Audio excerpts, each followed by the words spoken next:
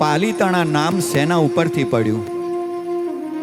પાદલિપ્ત સુરીશ્વરજી મહારાજા, જેમની પાસે એક એવી શક્તિ હતી કે એક સાથે રોજ 5 તીર્થોની યાત્રા કરતા, આકાશમાં ઉડીને અને પોતાના ઉપાશ્રયમાં આવતા. એમનો એક શિષ્ય નાગાર્જુન, એને એમ થયું કે આ ગુરુદેવ પાસે આવી વિદ્યા છે, પણ મારે લેવી કઈ રીતે?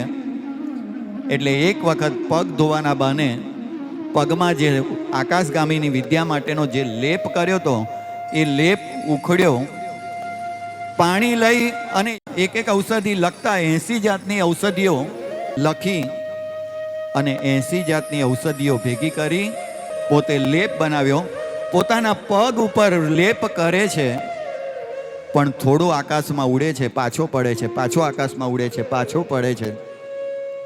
પાદલિપ્ત સુરીશ્વરજી મહારાજ સાહેબને ખ્યાલ આવી ગયો કે મારી રજા વગર, મારી ઈચ્છા વગર એણે આ પ્રમાણે કર્યું છે, પણ છતાંય સાધુ ભગવંતો હંમેશા હૃદયના વિશાળ હોય. અને તે વખતે નાગાર્જુનને કહે છે કે ભાઈ, તે આ કર્યું બહુ સારું, પણ આ લેપ છે ને એને ચોખાના પાણી સાથે કરવાનો હતો. અને ચોખાના પાણી સાથે કરી આકાશમાં સડસડાટ ઉડવા માંડ્યો.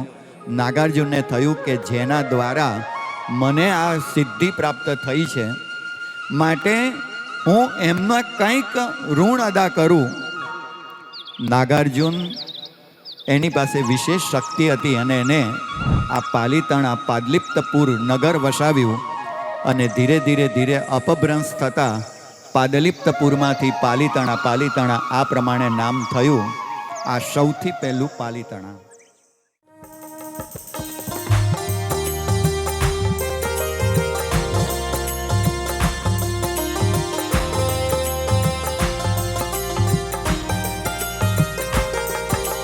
સીતાચલગીરી નમો નમઃ, વિમલાચલગીરી નમો નમઃ. બોલો સીતાચલગીરી નમો નમઃ, વિમલાચલગીરી નમો નમઃ. શેત્રુંજયગીરી નમો નમઃ, વંદન હો ગિરિરાજને. સિદ્ધાચલગીરી નમો નમઃ, વિમલાચલગીરી નમો નમઃ. શેત્રુંજયગીરી નમો નમઃ, વંદન હો ગિરિરાજને. સિદ્ધાચલગીરી નમો નમઃ, વિમલાચલગીરી નમો નમઃ.